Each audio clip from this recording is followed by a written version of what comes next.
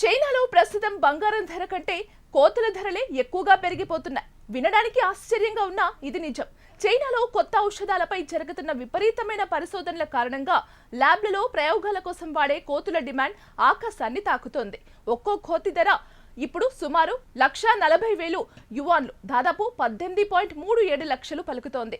విశేషం ఏమిటంటే ఈ ధర చైనాలో సగటు ఉద్యోగి వార్షిక జీవితం కంటే చాలా ఎక్కువ.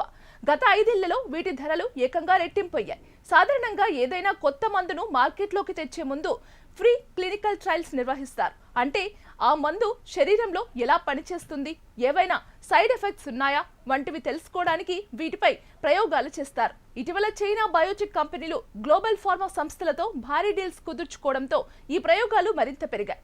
ఒక కొత్త యాంటీబాడీ డ్రగ్ పరీక్షించాలంటే సుమారు 70 నుంచి 100 కోతులు అవసరమవుతాయి. దీంతో డిమాండ్కు తగ్గ సరఫరా లేక ధరలు చుక్కలను తాకుతున్నాయి. బంగారం ధరలతో పోల్చితే కోతుల ధరలు పెరుగుదల రేటు భారీగా ఉంది. 2019లో చైనాలో బంగారం ధర గ్రాముకు 600 యువాన్లు ఉండగా 2025 నాటికి అది 1,160 యువాన్లకు చేరింది. అంటే బంగారం ధర రెట్టింపు అయితే కోతుల ధరలు అంతకంటే ఎక్కువగా పెరిగాయి. 2021లో 70,500 యువాన్లు ఉన్న కోతి ధర ఇప్పుడు 1,50,000 యువాన్లకు చేరువలో ఉంది.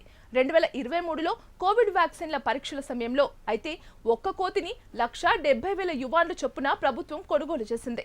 రాబోయే కాలంలో ఈ కొరత ఇంకా పెరిగే అవకాశం ఉందని నిపుణులు అంచనా వేస్తున్నారు. 2025 నుంచి 2027 మధ్య ఏటా సుమారు 60,000 కోతులు అవసరమవుతాయని, కానీ సరఫరా మాత్రం 50,000 లోపే ఉంటుందని అంచనా. ఇప్పటికే ప్రధాన పరిశోధనా సంస్థలైన వూషీ, యాప్టెక్ వంటి కంపెనీలు వేల సంఖ్యలో కోతులను రిజర్వ్ చేసుకున్నాయి. అయితే కోతుల ధరలు పెరిగిన ఔషధాల తయారీ ఖర్చుపై పెద్దగా ప్రభావం ఉండదని, ఎందుకంటే మందుల తయారీలో అసలు ఖర్చంతా 5 నుంచి 10 ఏళ్లు సాగే క్లినికల్ ట్రయల్స్ లోనే ఉంటుందని విశ్లేషకులు చెబుతున్నారు.